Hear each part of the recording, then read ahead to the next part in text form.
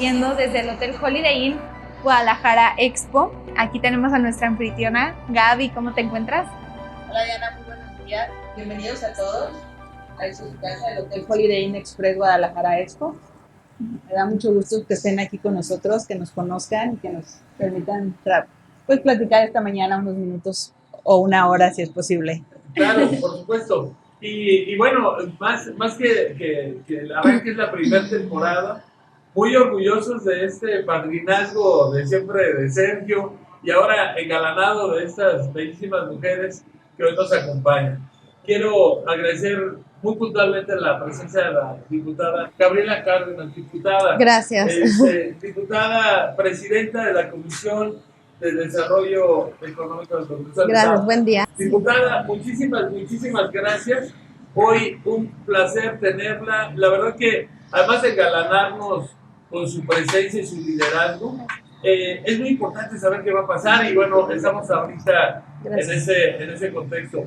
Y bueno, también tenemos invitados más, ¿no, Diana? Así es, tenemos aquí la presencia de la licenciada Violeta Azcona, que me da muchísimo gusto verla nuevamente, licenciada, desde aquel Foro Nacional de Prevención, bueno, en este desayuno tan riquísimo que nos preparó el Holiday Inn, que nos platique acerca de cómo se siente el día de hoy. No, pues yo muy feliz, muchísimas gracias por la anfitrionía aquí del Holiday Inn Express, Expo. Muchísimas gracias por la invitación.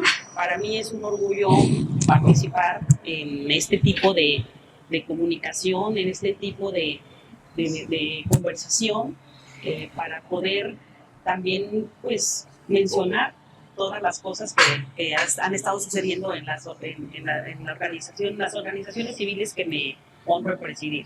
Muchísimas gracias, Gaby. Y bueno, pues ya para comenzar, ya empezamos aquí a recibir el cafecito. Vamos a ir desayunando para ir también pues platicando acerca de que es el tema que nos reúne el día de hoy, que es la reactivación económica en la nueva realidad. Y bueno, presentar a un amigo, líder, coordinador de 2 municipios, los más importantes de la zona metropolitana de Guadalajara, sin minimizar el talento, el trabajo que existe hoy en los cuerpos de respuesta de emergencia. Y lo digo con todo respeto, sin ninguna otra intención más que hacer un reconocimiento al padrino de estas transmisiones de fusión. Empezamos hace algunos años con transmisiones por radio exclusivamente, y que además, siendo tu coordinador municipal de Zapopan, nos hiciste el favor de darnos esa patada, ¿no? Esa patada en la espalda para arrancar este programa que resultó ser exitoso y que evolucionamos hasta ver hoy todo un dispositivo de televisión por internet, que además con el liderazgo de Juan Carlos Reyes en controles, tenemos la posibilidad de esa transmisión que iniciamos el día lunes, una transmisión que será de manera simultánea. Les hemos pedido a su equipo, diputada, y al equipo de Protección Civil Metropolitano de Guadalajara y Zapopan. Sergio, muchísimas gracias que estás aquí. Gracias Eri, gracias Diana. La verdad es que me siento muy contento, estoy rodeado de grandes personas, grandes mujeres a las que les he aprendido mucho, en su momento a la maestra Violeta. Ya yo creo que son más de 20 años de conocernos y de conocer su trabajo. Y bueno, a mi amiga Gaby, la diputada, que también he aprendido muchísimo de ti, de tu empeño y de tus ganas de transformar y cambiar las cosas para bien. Yo me siento honrado de estar aquí y me siento agradecido. Así es que yo creo que vamos a tener un gran programa el día de hoy. Sí, por supuesto. Y bueno, te puedo tutear, diputada. Sí, por favor. Sergio, cuando supo que venías, dijo: es mi amiga. Sí. Que nos tocó estar en Zapopan 6 años. ¡Wow! Yo fui regidora antes de ser diputada durante los 2 periodos y él fue nuestro coordinador de protección civil, comandante. Sí. Gran Muchas trabajo. gracias también por eso. Gran trabajo, muchas gracias. Bueno, quiero comentarles que este es un hotel espectacular. Muy cerca de Plaza del Sol, todo Plaza del Sol. Están restaurantes en la periferia, pero más allá de las 4 paredes de este hotel, destaco que es un hotel inclusivo, incluyente, en donde se van a sentir como en casa. ¿O qué nos puedes decir, Gaby? Sobre frente Plaza del Sol tenemos el andador que pueden cruzarse sin ningún contratiempo. Tenemos muy cerca los puntos principales se puede decir, las entradas principales de la ciudad. Lázaro Cárdenas, estamos muy cerca de Vallarta, estamos a 15, 20 minutos del centro histórico, estamos cerca de lo que son los parques industriales y sobre todo, pues que estamos muy cerca y 700 metros caminando, pues del centro de convenciones más importantes que tenemos a nivel América Latina. Es algo del que podemos estar orgullosos. Estamos 700 metros caminando y afortunadamente, pues lo vamos a platicar, nos vamos a ver aquí. Pues ya estamos un poquito levantando, ya la gente está tenemos que perder el miedo a esta pandemia, a esta situación que se nos presentó, y pues ya está también la expo, siempre con el apoyo de la oficina, del gobierno estatal, del municipal, presentando a trabajar con la expo, y eso ya nos indica que ya hay eventos y que las personas ya están empezando pues a viajar. La economía no puede parar y tenemos que seguir adelante. Justo ese es el tema del día de hoy, y tenemos una pregunta preparada para nuestros invitados. En lo formal de lo informal, ¿qué nos podrían decir? ¿Qué hicimos? ¿Qué impacto recibimos? La pregunta es, ¿qué impacto recibieron sus organizaciones o dependencias ante el COVID? Por ejemplo, el desempleo, el uso de cubrebocas, el cierre de actividades. ¿Qué pasó? ¿Qué impactos tuvimos? Empezamos con Violeta, que además es líder con un par de organizaciones de Pro-Inclusión e Igualdad Jalisco. Viole, ¿qué nos puedes decir? ¿Qué hicieron? ¿Qué pasó a esas personas que de por sí, ¿no? Digo, sin minimizarlo, por supuesto, de por sí tienen algunos impactos por descuido, por nacimiento, por circunstancia, o sea, por un accidente. ¿Cómo vivieron esta parte en tus agremiados, en estas personas con discapacidad? Claro. Bueno, en realidad para las organizaciones de la sociedad civil fue un impacto muy grande. Las asociaciones que yo represento, que es el COPIJAL y es INCIDIR, estuvimos trabajando de todos modos, o sea, nunca paramos de trabajar. Sin embargo, nosotros no somos unas asociaciones asistencialistas como tal, sino que nosotros apoyamos a las personas, apoyamos el desarrollo de las personas para que se puedan incluir en el mundo laboral y en el mundo social. Y entonces uno de los impactos muy fuertes fue, en principio, bueno, pues mandaron a sus casas a las personas con discapacidad y a las personas adultas mayores, que es otro grupo en situación de vulnerabilidad con los que nosotros también trabajamos, y que fueron en realidad los más afectados, ¿no? Entonces se les mandó originalmente a sus hogares, pero también esto presentó una condición muy fuerte, porque después la economía se vino abajo y los primeros que empezaron a ser desempleados fueron estas personas. Entonces, incluso desaparecieron algunas asociaciones civiles. Yo puedo mencionar de 3 asociaciones que dentro del colectivo Pro Inclusión e Igualdad Jalisco, que tuvieron que desaparecer porque sus donantes ya no pudieron hacer donaciones. Entonces, en ese caso de estas asociaciones, sí son asociaciones que tenían que recibir esos recursos para atender a su población, porque son poblaciones con algún tipo de discapacidad, pero que se les daban determinados apoyos, y tuvieron que desaparecer las organizaciones como tal. Esto aunado a que desde que entró el gobierno federal empezó con un temor mal infundado de que las asociaciones civiles no les quiso dar recursos. O sea, el gobierno federal en realidad cortó todos los recursos con las asociaciones civiles desde el 2018, pero en el estado de Jalisco continuó apoyando a las asociaciones. Y eso hacía sobrevivir a muchas de nuestras asociaciones. Otro de los conflictos muy grandes fue en el caso de las personas con discapacidad auditiva, porque el uso del cubrebocas impide, ¿no?, la comunicación.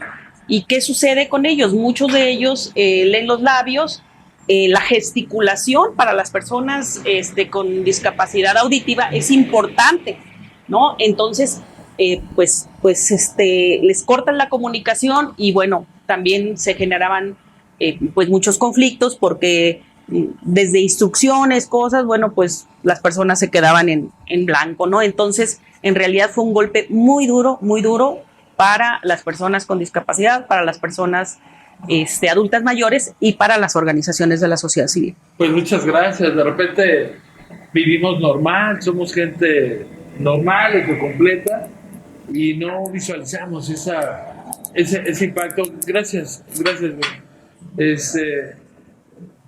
Gaby, diputada, ¿qué hicimos? ¿Qué pasó en ese periodo?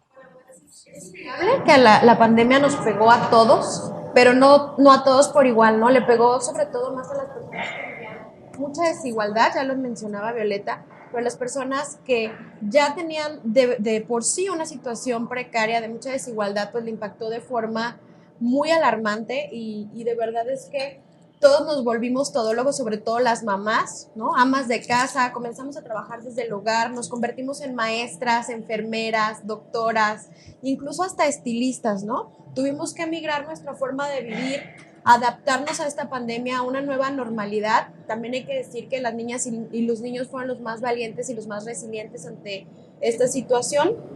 Y bueno, desde la parte del gobierno, en ese tiempo me tocó ser a mi regidora, y nos tocó pues entrarle, ¿no?, a la operación del día a día de todo lo que implicaba apoyar al presidente municipal en toda esa toma de decisiones, en reasignar los presupuestos, sobre todo que habían programas que pues ya no se iban a poder hacer, ¿no? Desde temas culturales, de entretenimiento, de impulso, grandes exposiciones, apoyo a emprendedores y bueno, pues al no poder todos estar en algún auditorio o poder salir a la calle, tuvimos que reasignar todos esos recursos, pero sobre todo para atender de forma oportuna la pandemia, ¿no?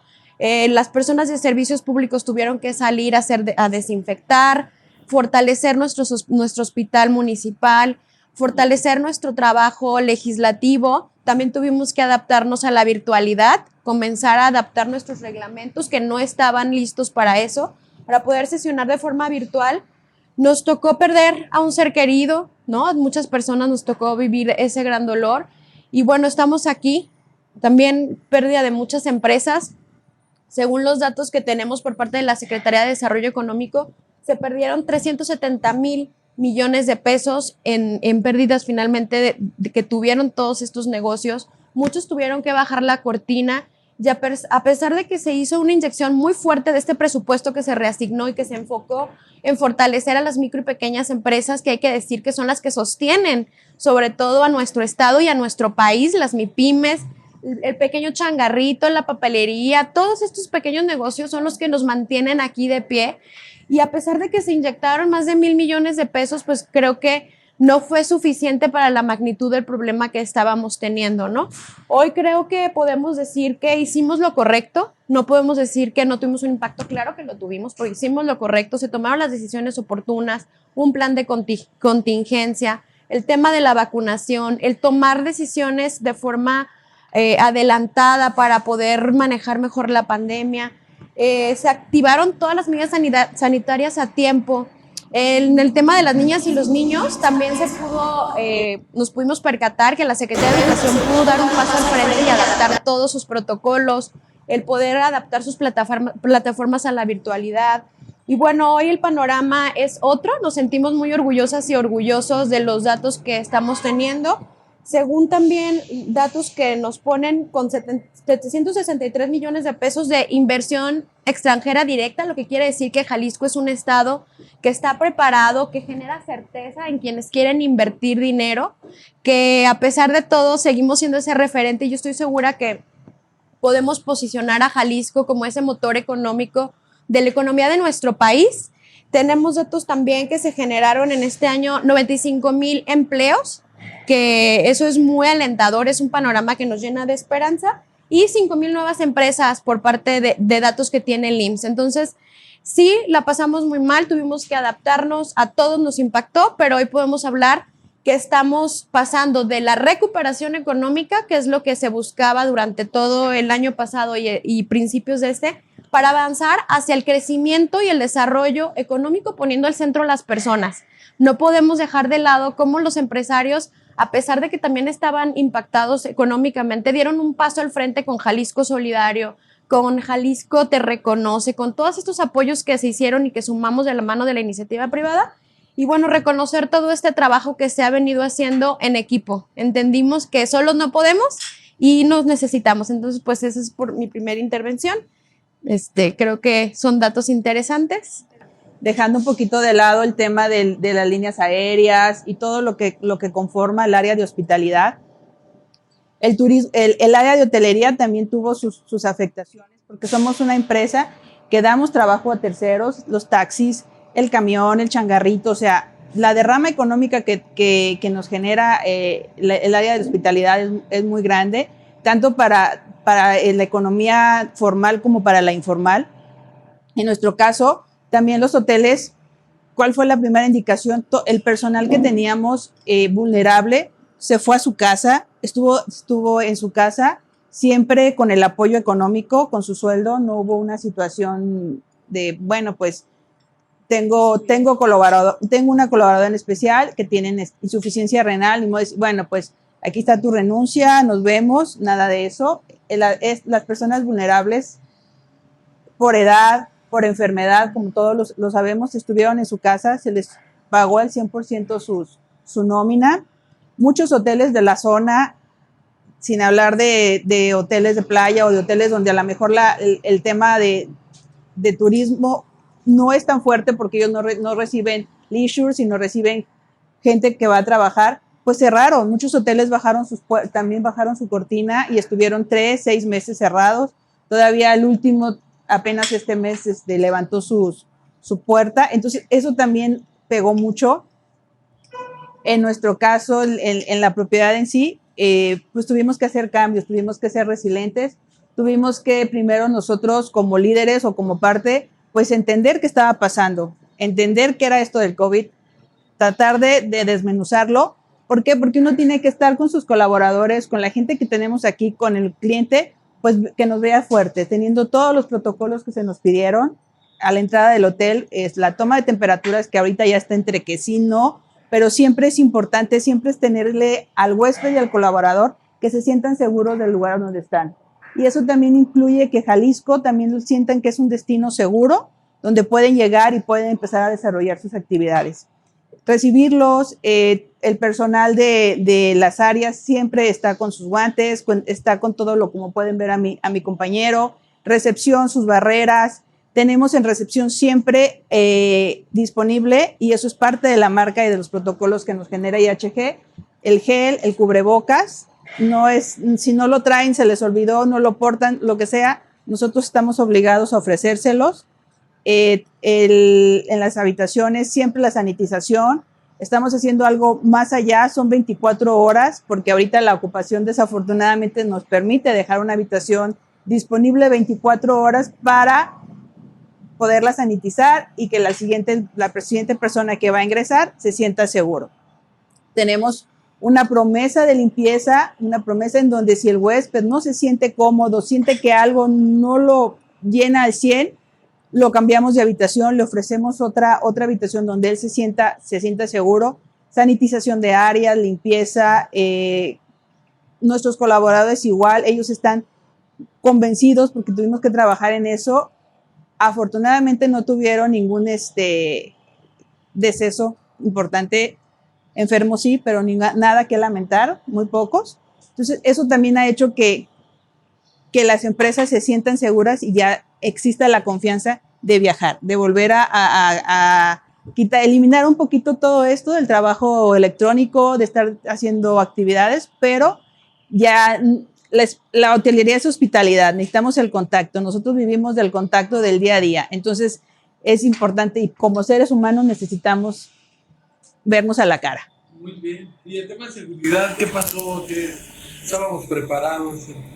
Si bien es cierto, existían planes de contingencias para poderle hacer frente a diversas situaciones, como sismos, huracanes en algunos lugares, eventos que alteran el entorno económico, social, político inclusive. La realidad es que nadie en el mundo estaba preparado para un evento de este tipo. Se tuvieron que modificar partidas para poder generar la capacidad de respuesta hacia la comunidad. En el tema de bomberos y protección civil es un servicio que no se podía ir a la virtualidad. Teníamos que salir a la calle a atender las emergencias y teníamos que salir a la calle también a ayudarle a la comunidad a garantizar las condiciones de seguridad. Si bien es cierto, hubo un momento donde todas las actividades económicas se detuvieron, llegó también otro momento donde empezó a que estas actividades económicas se volvieran a reanudar.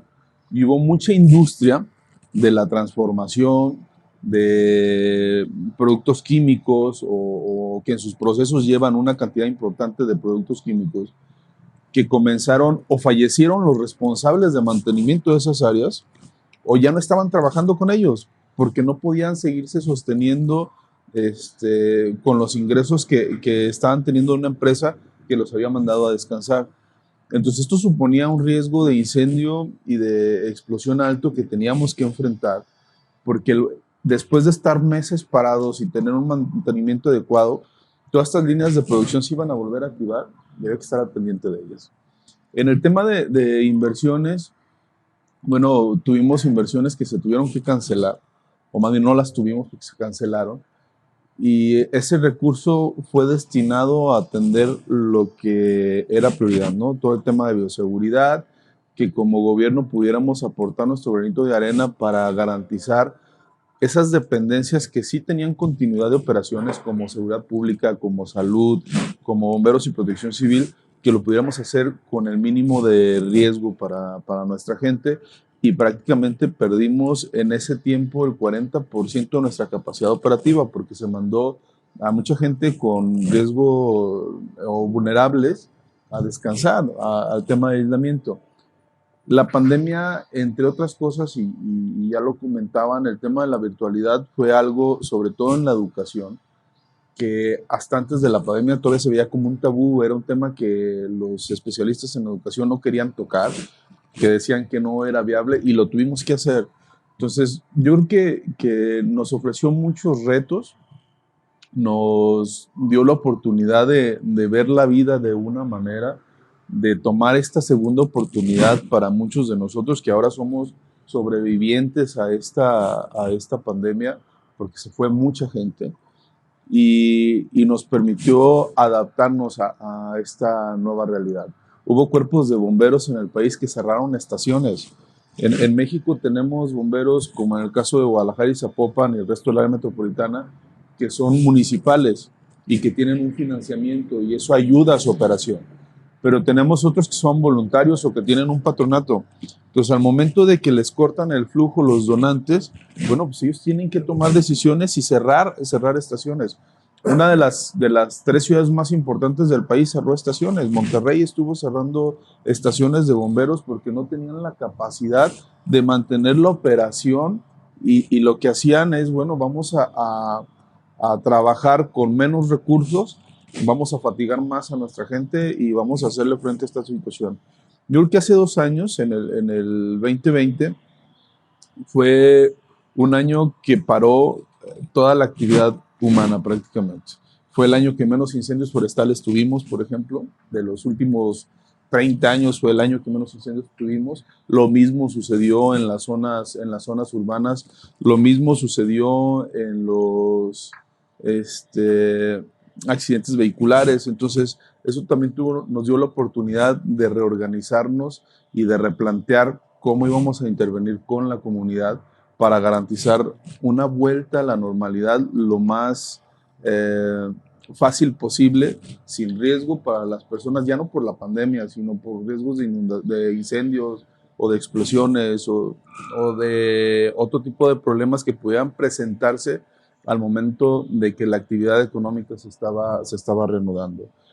Tuvimos diferentes reuniones con diferentes autoridades y creo que todos podemos coincidir que la información que teníamos a un principio, sobre todo en el 2020, era muy difícil para tomar decisiones. Y hay cosas que se quedaron. Tenemos tapetes sanitizantes que no sirven de nada y se quedaron por ese tema. el tema del gel no es un tema tan efectivo para el tema del COVID porque se transmite vía aérea, pero es efectivo para otras enfermedades. Entonces, han quedado cosas buenas también de esta pandemia y ahora con la nueva información nos permite tomar mejores decisiones, nos permite ir regresando a nuestra gente a diferentes actividades que anteriormente no lo podíamos hacer.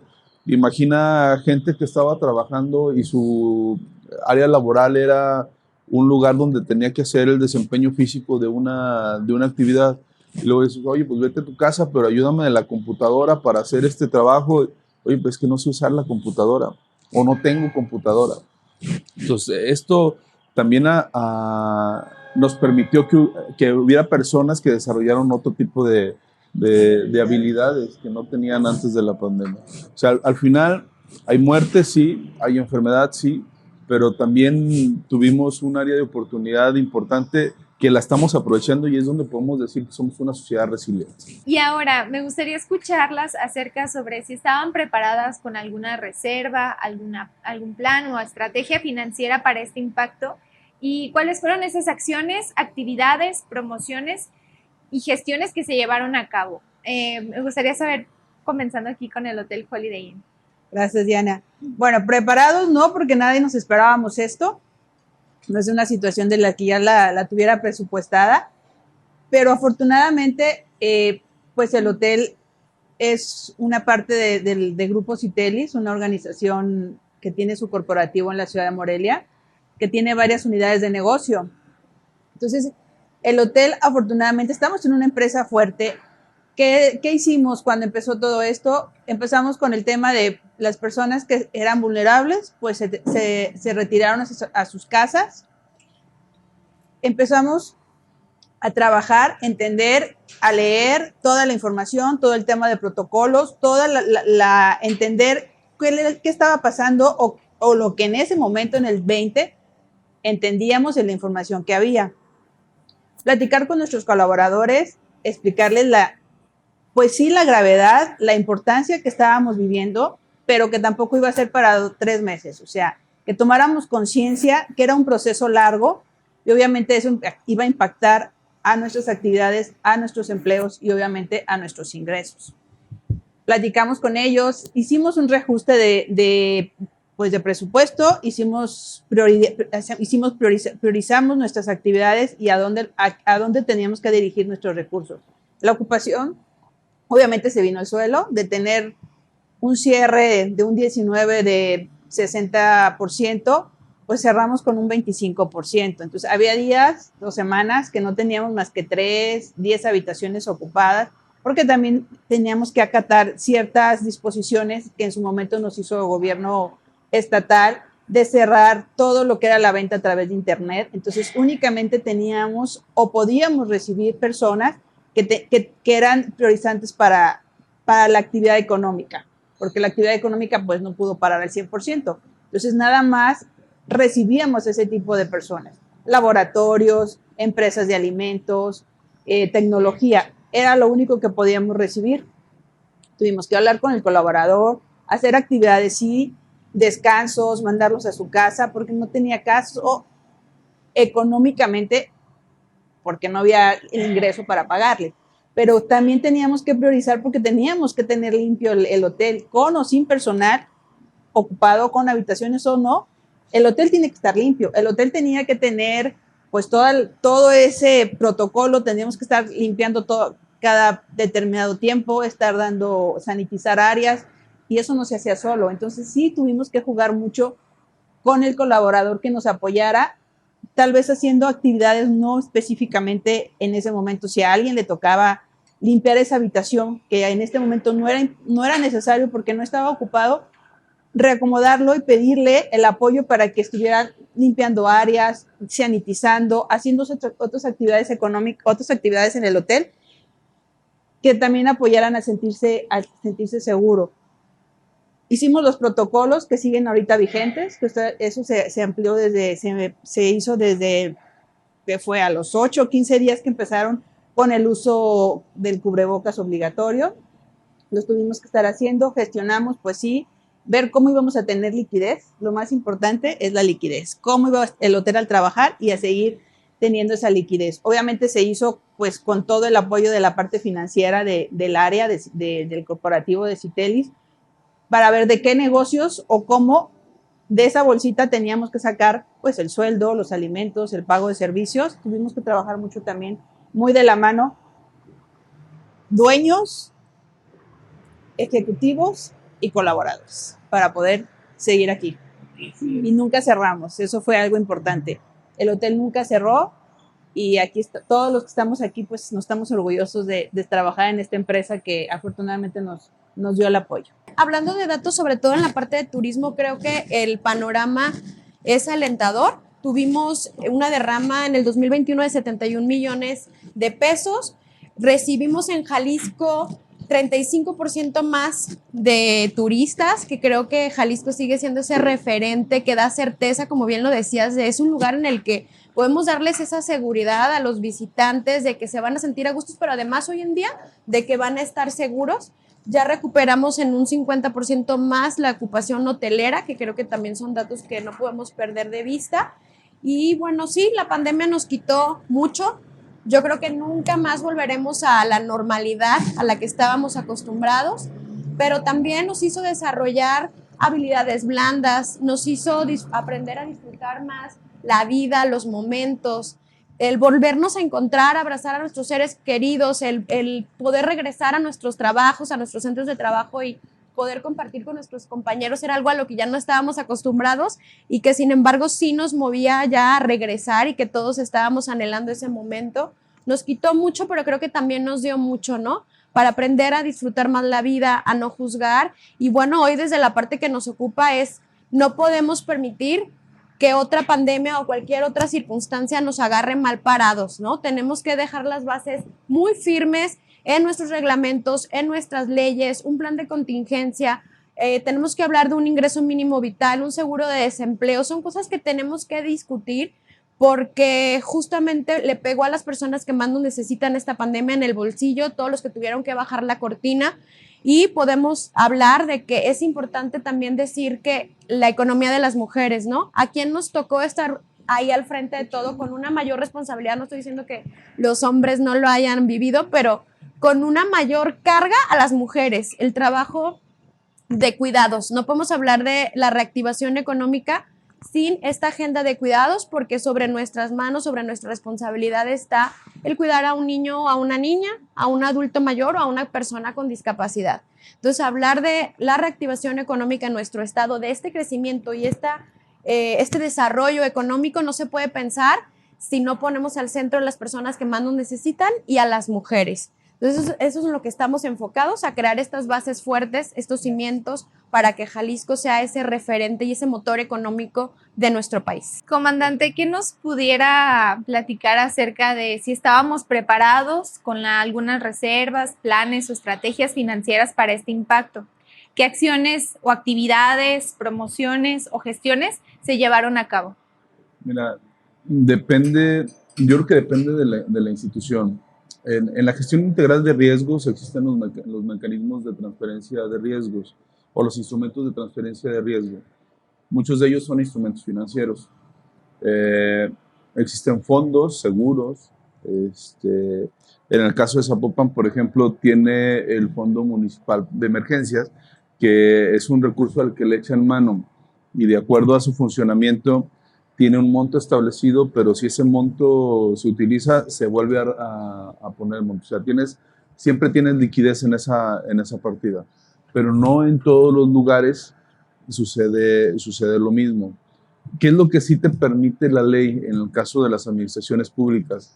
Hacer modificaciones a las partidas presupuestales para poder asignar recurso a aquellas partidas donde se vaya a necesitar comprar algo. Por ejemplo, para el tema de compras de insumos de bioseguridad, bueno, se asignaron recursos que se sacaron de las diferentes partidas, como lo comentaba la diputada hace un momento. De repente pues, los eventos culturales ya no se van a llevar, temas de fortalecimiento de escuelas, aspectos de ese tipo, ya no tienen razón de ser porque íbamos a un aislamiento. Pero uno de los temas que había al inicio de la pandemia es cuánto tiempo iba a durar. O sea, ¿para cuánto tiempo compramos insumos de bioseguridad? Y había personas que eran muy optimistas y decían, en 3 meses esto se va a solucionar y vamos a volver a la normalidad. Y ya vamos para 3 años y no hemos vuelto a la normalidad. Ayer alguien me preguntaba, oye, ¿y cuándo vamos a dejar de usar el cubrebocas? Ya vino la temporada de calor, ya lo vivimos el año pasado, fue muy complicado para los niños en las escuelas, etcétera. Entonces, la gente quiere volver a la normalidad, pero no ha sido tan sencillo.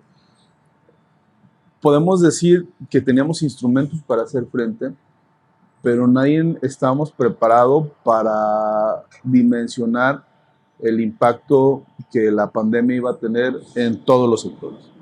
Entonces, hemos venido generando información o obteniendo información de los especialistas de cuál es el comportamiento de esta enfermedad, y esto nos ha permitido ir tomando decisiones, y cada vez que las decisiones sean más puntuales y más específicas.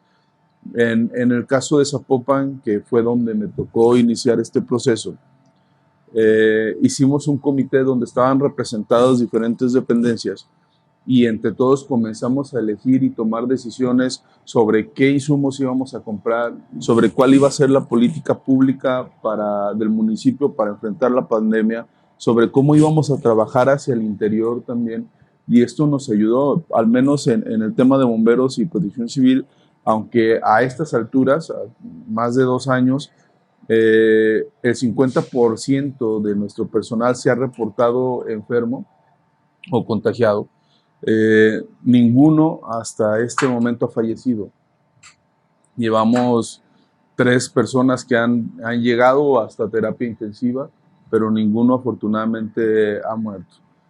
¿Qué nos permitió? Bueno, modificar cómo veníamos trabajando. El hecho de que tuviéramos que salir a atender emergencias a la calle, puede ser un accidente, puede ser un incendio. Nosotros no teníamos certeza si esa persona o las personas con las que trabajábamos o atendíamos pudieran estar contagiadas y pudieran también ser un factor de riesgo para nosotros. Entonces tuvimos que hacer ese ajuste, y nos sirvió bastante. Es algo que se ha establecido en los protocolos que siguen vigentes hasta este momento, y hemos ido retirando algunas cosas, ya no son tan restrictivos como al inicio. Digo, ya para prácticamente cerrar y muy agradecido con todas y todos, ¿cuál es el pronóstico? ¿Qué apoyos se requieren para generar resiliencia y en esta vuelta a la normalidad, mi estimado Sergio?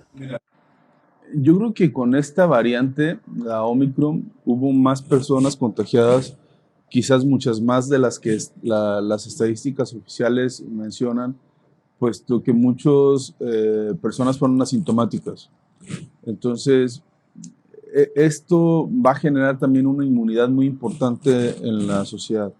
Tarde o temprano lo vamos a vencer, como ha sucedido con otras pandemias a lo largo de la historia, y no solamente reciente, sino a lo largo de la historia.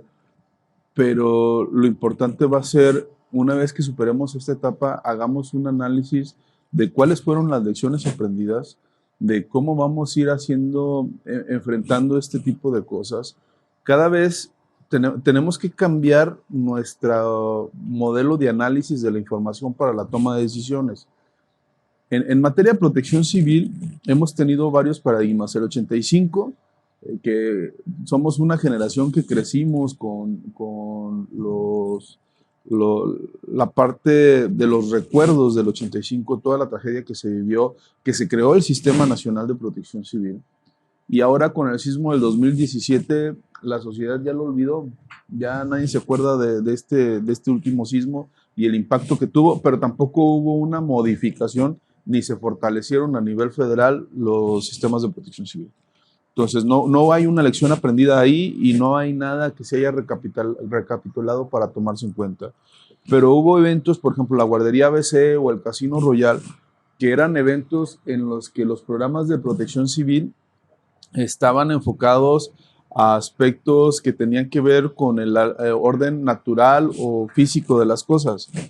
Y comenzó a crearse una corriente de pensamiento donde se pone al centro de todo a las personas. Entonces hubo un cambio ya, ahí hubo una evolución. Y ahora con la pandemia,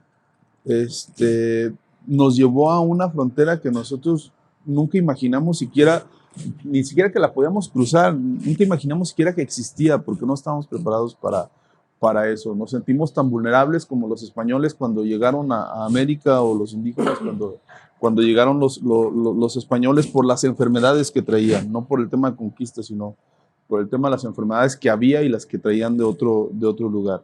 Yo creo que una de las lecciones aprendidas debe de ser que debemos de analizar con mucha cautela lo que está sucediendo, cómo se están dando los eventos a nivel global y cómo estos eventos pueden tener un impacto en una comunidad tan pequeña como cualquiera de las que están al interior del país.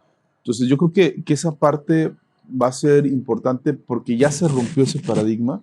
Ya nuestra frontera para prepararnos ya no debe ser la pandemia, sino que debemos ir más allá con esto y con otras cosas. La realidad cada vez nos está superando y lo que estamos haciendo es, en la prevención estamos reaccionando. Muy bien, pues Violeta. Nuestras asociaciones, como les comento, no son asistenciales y aparte no son donatarias autorizadas por todas las complicaciones del SAT que nos han puesto, pero trabajamos a través de estos proyectos, a través de estas convocatorias. Todo el personal de las dos asociaciones son profesionistas y profesionales en los diferentes temas que abordamos. En el 2020 se dio una situación muy importante porque empezó un tema de violencia laboral muy fuerte de violencia intrafamiliar muy fuerte hacia las mujeres, porque pues toda la familia estaba en casa, los señores estaban en casa. La gran mayoría de los hombres están acostumbrados a trabajar fuera de casa, y el hecho de estar dentro de casa pues provocaba una disrupción fuerte en el seno familiar, y se presentaba mucha violencia intrafamiliar. Entonces, ¿qué sucedió? Nosotros, uno de los proyectos fue precisamente abordar el tema de masculinidades alternativas para erradicar la violencia contra las mujeres, para fomentar esta parte de que el trabajo de la familia, el trabajo del hogar, es un trabajo de corresponsabilidad, no es un trabajo único de las mujeres, el trabajo de la educación de los hijos, del apoyo, etcétera, etcétera. Y entonces fue algo muy importante. Nosotros estuvimos trabajando en 16 diferentes municipios de manera presencial. Hicimos de manera híbrida en lo que era zona metropolitana, que ya la gente estaba un poquito más familiarizada con los temas de la tecnología. Empezamos a hacer también temas virtuales.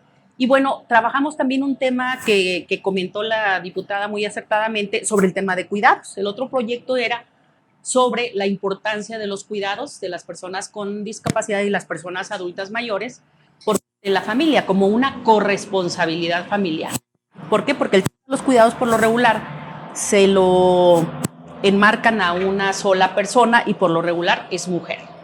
Entonces aquí estamos hablando de una corresponsabilidad. Aprendimos mucho, sí, aprendimos mucho porque, como les comento, nos diversificamos. Hay muchos jóvenes dentro de las organizaciones. Eso nos ayudó a que incluso empezáramos a manejar también dentro de la organización, todas y todos los integrantes, más temas de tecnología para poder realizar, bueno, todo este nuevo aprendizaje, pero también para poder transmitirlo.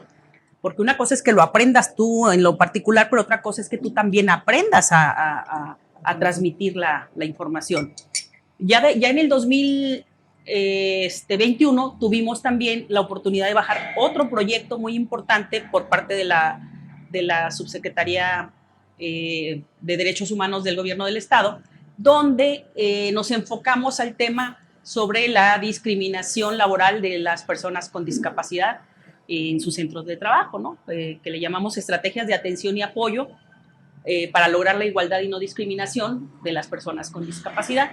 Y bueno, encontramos muchísimas áreas de oportunidad que se tienen que trabajar, pero no solamente es un tema muy importante y que es muy invisible, hay tipos de discapacidad que son visibles, pero hay unas que son invisibles.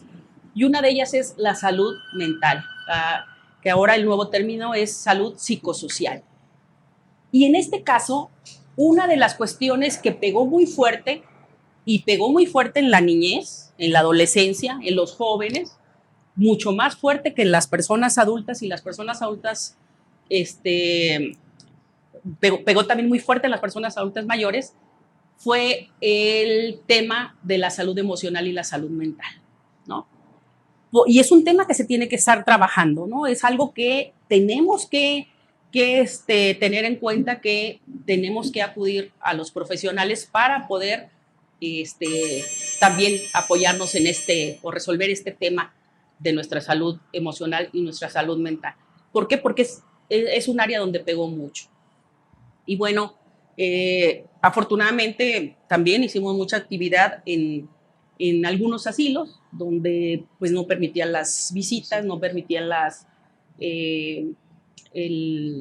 pues la cuestión presencial, pero que había mucho problema de depresión en los adultos mayores. Entonces tuvimos intervención en 2 asilos de mujeres, donde aparte pues les proporcionamos desde cuando hicimos la primera intervención y platicamos, lo primero que hicimos es, pues va a ser virtual, no sabían manejar la cuestión de la virtualidad, tenían solamente una pantallita de una televisión, logramos que una amiga les regalara un cañón, un proyector, para que pudieran proyectar también en una pared grande donde podían. Y entonces tuvimos unas actividades lúdicas con las personas adultas mayores sobre temas bien importantes, ¿no? Como tipos de,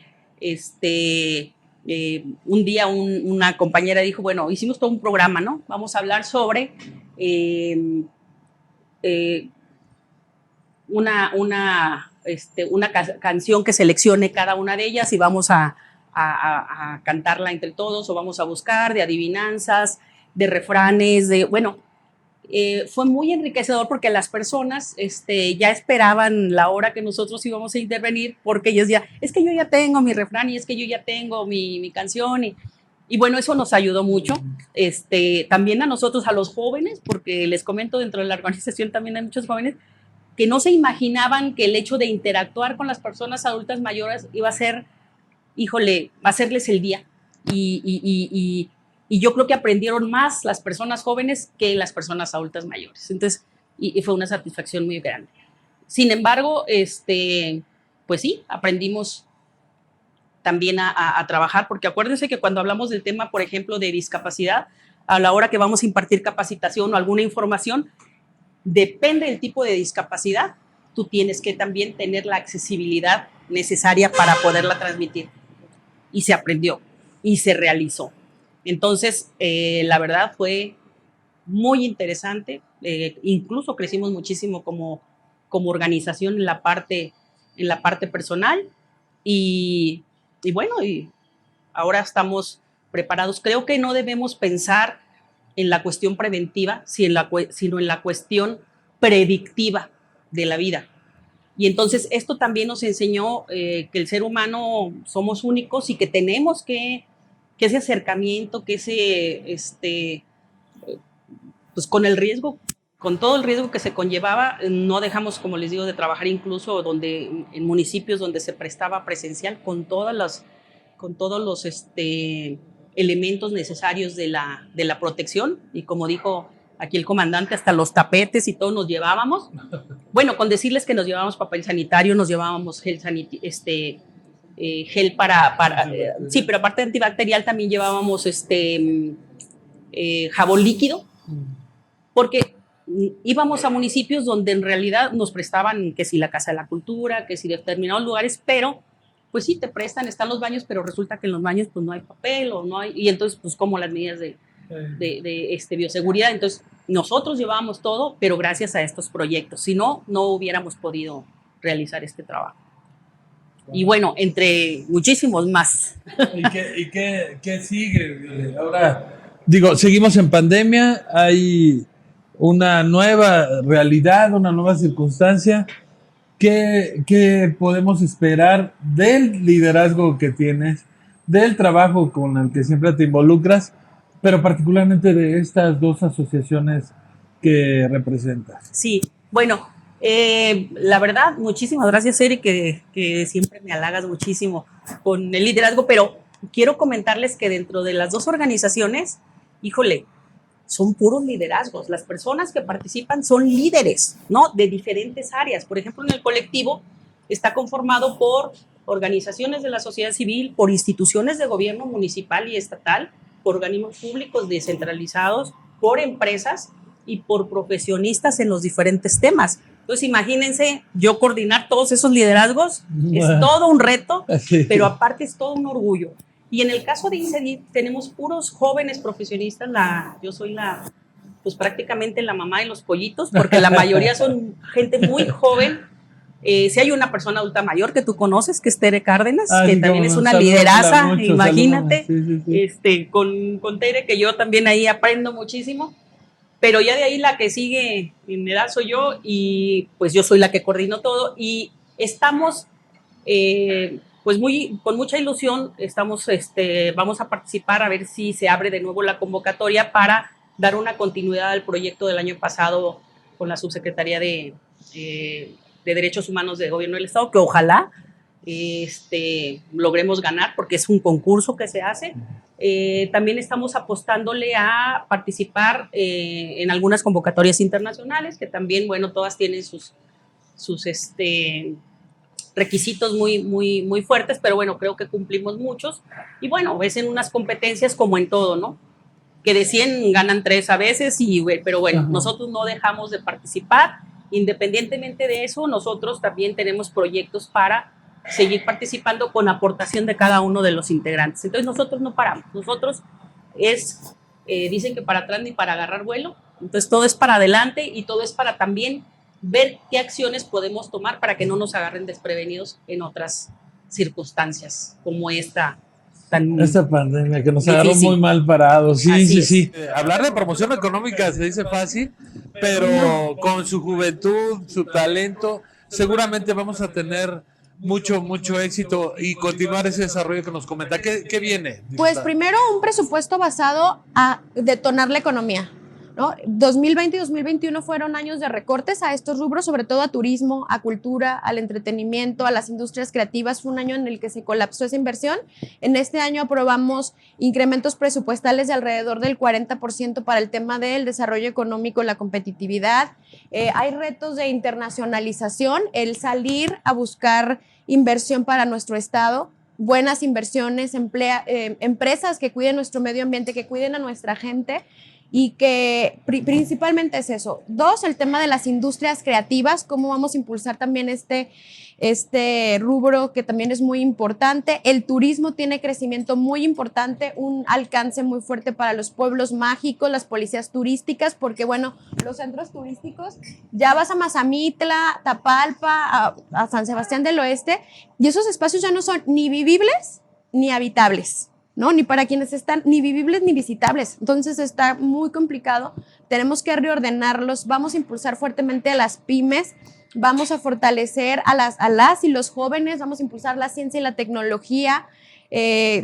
A las patentes. Ayer fue el día del inventor mexicano y Jalisco es uno de los estados que también es referente y líder en tema de protección a la propiedad intelectual. Estamos creando más cosas, estamos tratando de que esas ideas que tienen el talento, los jóvenes, migre a una idea de negocio, a una idea de mercado que siga generando desarrollo económico. Eso viene para el Estado en materia de competitividad y bueno, muy enfocados en garantizar la seguridad también. Hay que decir, hace unos días nos reunimos con el fiscal, las cúpulas empresariales, porque tenemos que mandar ese mensaje de que Jalisco tiene todas las condiciones para seguir siendo un estado próspero.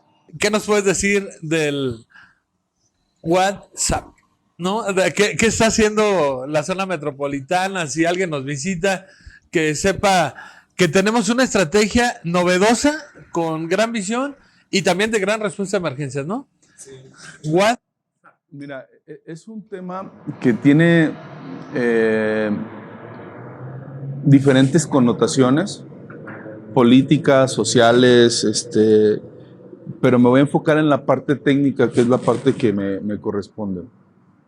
a nivel nacional, al tener la responsabilidad también de la presidencia de la Asociación Mexicana de Jefes de Bomberos, te das cuenta cómo son los cuerpos de bomberos en nuestro país, las carencias y las limitaciones que tienen. Y voy a retomar el ejemplo del sismo del 2017. El gobierno federal nos pide apoyo para que nuestro equipo de búsqueda y rescate se active y viaje a la Ciudad de México. Pero antes de salir nos dicen, oye, no tenemos gente en Morelos, no tenemos información, váyanse para allá. Y al día siguiente me piden que coordine las operaciones de búsqueda y rescate en el estado de Morelos representando al gobierno mexicano. Una de las cosas que más me dolieron en esa operación, fuera del sufrimiento de las personas, sino en la parte técnica, insisto, fue que era más fácil para nosotros coordinarnos con los equipos de búsqueda y rescate de El Salvador, de Honduras y de Panamá, que el resto de cuerpos de bomberos de nuestro país, porque hablan idiomas diferentes.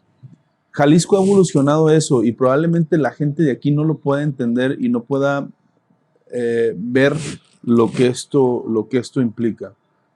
Pero históricamente un municipio, Zapopan, ha ido representando al gobierno federal en la historia reciente en 2 eventos en 2 estados diferentes, donde ha coordinado la operación de respuesta ante diferentes tipos de emergencia.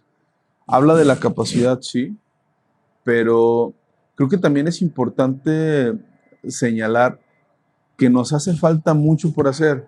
Guadalajara y Zapopan son 2 instituciones que tienen la misma cantidad de personas, tienen prácticamente la misma infraestructura, tienen las mismas capacidades. Guadalajara es una institución que está por cumplir 100 años, estamos en un año de cumplir 100 años de historia. Y Zapopan es una institución que ha innovado mucho en la gestión integral de riesgos, donde es una institución que tiene la mayor cantidad de gente con posgrado, con licenciatura a nivel nacional, que supera casi el 70% de su personal. Bomberos Guadalajara es una institución que tiene una capacidad operativa increíble.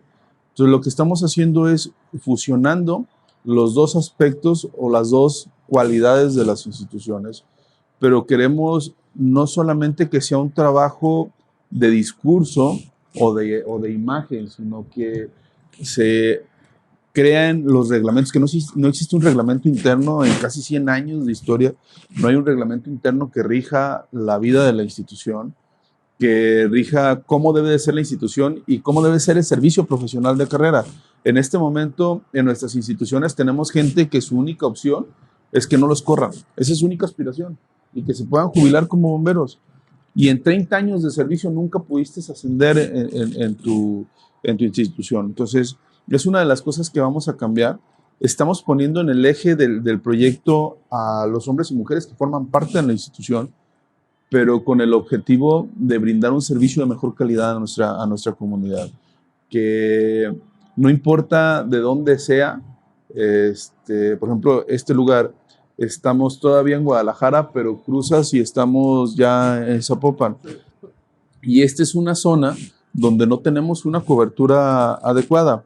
Tenemos la estación más cercana del lado de Guadalajara está la de la zona industrial, la base 3, o está la del Campesino, y la de Zapopan está en Guadalupe y Periférico. Entonces, con estas 3 estaciones, son 9 estaciones grandes entre Zapopan y Guadalajara, más aparte sus módulos, pero 3 estaciones cubren prácticamente el 50% de los servicios de emergencia de la ciudad. Entonces, tenemos que estar generando información para ir tomando decisiones en ese sentido. Tenemos que ir planeando un proceso de desarrollo de la ciudad donde se vayan generando las condiciones necesarias para tener una sociedad preparada, una comunidad resiliente, una comunidad que tenga conocimiento e información, por ejemplo, tengan reglas claras de que si van a venir un inspector aquí, ya sepas qué es lo que les vamos a pedir y cómo se los vamos a pedir, y no con el criterio personal de un inspector, y cuando suceda algo nos digan, oye, ¿y por qué no pidieron esto? ¿Y por qué no pidieron aquello? No lo pedimos porque existe una guía técnica que establece qué es lo que debemos de pedir y cómo lo debemos de pedir.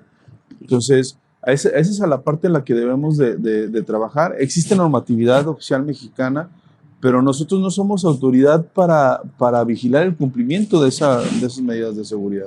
Entonces, el reto es muy importante, el reto es muy grande y vamos a trabajar invitando a los demás municipios a que se sumen a esta estrategia sin importar la corriente ideológica o política que tengan o el partido en el poder, sino pensando en el desarrollo de nuestras comunidades.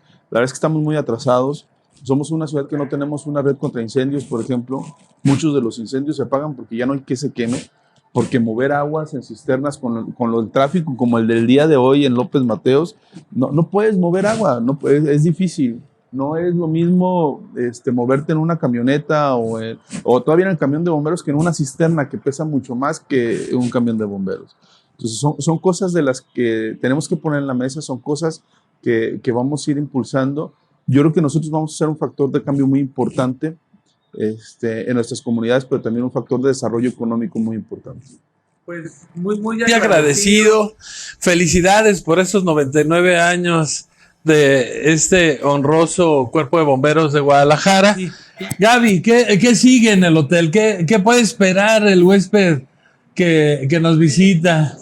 La manera de comercializar el hotel se dio un cambio totalmente diferente al tradicional. Creo que no somos la única. La hotelería, las líneas aéreas, toda la área de hospitalidad se reinventó o nos estamos tratando de reinventar, estamos trabajando a través de otros mecanismos, estamos tratando de buscar nuevos caminos para atraer gente y sobre todo seguimos en lo que es la operación, en el establecimiento, seguir trabajando con nuestros protocolos, seguir cuidando a nuestro personal para que nuestro personal a su vez cuide a nuestros huéspedes.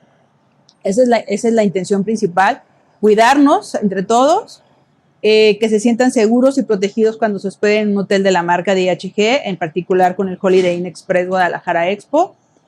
¿Y cuándo vamos a llegar al 2019? Pues yo auguro que en 3-4 años más. O sea, no es un tema tan fácil. Que el año pasado el 20 fue muy malo. El 21 estuvimos hablando de que nos recuperamos un 17% de lo que traíamos en el 19. El 20 ya estamos sobre un 42%, pero todavía nos falta mucho para ese 60%. Entonces, los 2 primeros meses del año, lo que va de enero y febrero, ya vamos a entrar a marzo, ha sido y será un trimestre difícil, porque nuevamente los recontagios o los contagios nuevamente que se vivieron en diciembre y en enero, pues están pegando mucho a la industria. Y posiblemente a mediados del semestre podamos empezar a sentir y estar más libres, pero la hotelería y en sí, creo que estamos todavía 3 años de ser lo que éramos en el 19. Gaby, pues yo te reitero mi admiración y la solidaridad de Previder el Ex para que juntos podamos seguir haciendo frente a estos nuevos retos, a esta nueva realidad y esta posibilidad de reinventarnos todos y todas. Pues muchas gracias. Bueno, pues nos despedimos, Diana, Gaby, a todas y a todos nuestros invitados el día de hoy. Nos despedimos muy contentos. Estamos en la primera serie de fusión, lo formal de lo informal. Nos va a permitir conocer diferentes puntos de vista que enriquecen la solución eventualmente de su conflicto, de su tranquilidad y su paz, pero particularmente en este momento con la fortaleza de lograr una economía más sólida en beneficio de todos los tapatíos. Gracias, diputada, gracias, Sergio, gracias, Viole, gracias, Gaby. Estuvimos muy contentos y como siempre en el Hotel Holiday Inn Guadalajara Plaza Expo. Nos sentimos en nuestra casa.